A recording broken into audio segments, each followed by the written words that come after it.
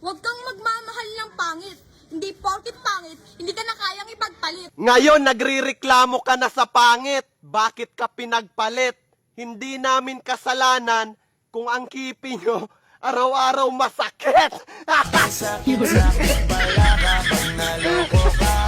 Kaya naman sa relasyon na to. Huwag kang magmamahal ng pangit. Sila na nga ng laloko, sila pa galit na galit.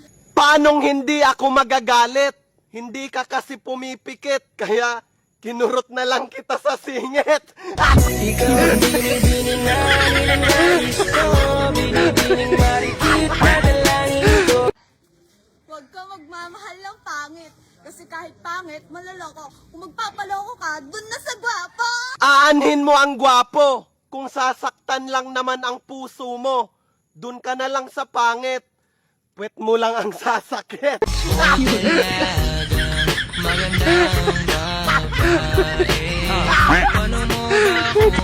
Huwag kang magmamahal ng pangit. Kasi hindi ka niya kayang dalhin sa langit. Oo, wala akong sasakyan panghimpapawid, pero kaya kitang dalhin sa langit kahit banig lang ang gamit. Tatawag ko lang ako bulong na kung gumiling pa'y lumilipot.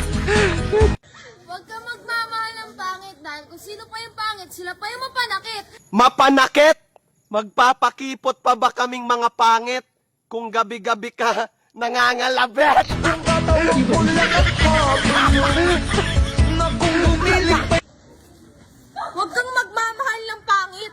Kung sino pa yung pangit, siya pa yung hapit na hapit, kumabit. Hindi lahat ng pangit kabet, kaya lang naman kita pinagpalit kasi hindi ka nag-aahit.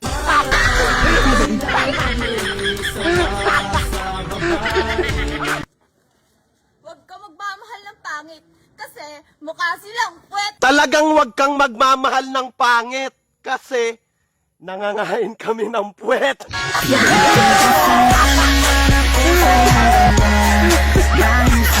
Ang dami kong balance, di ba? Kaya mo rin makuha yan. Check mo yung comment section. Dali.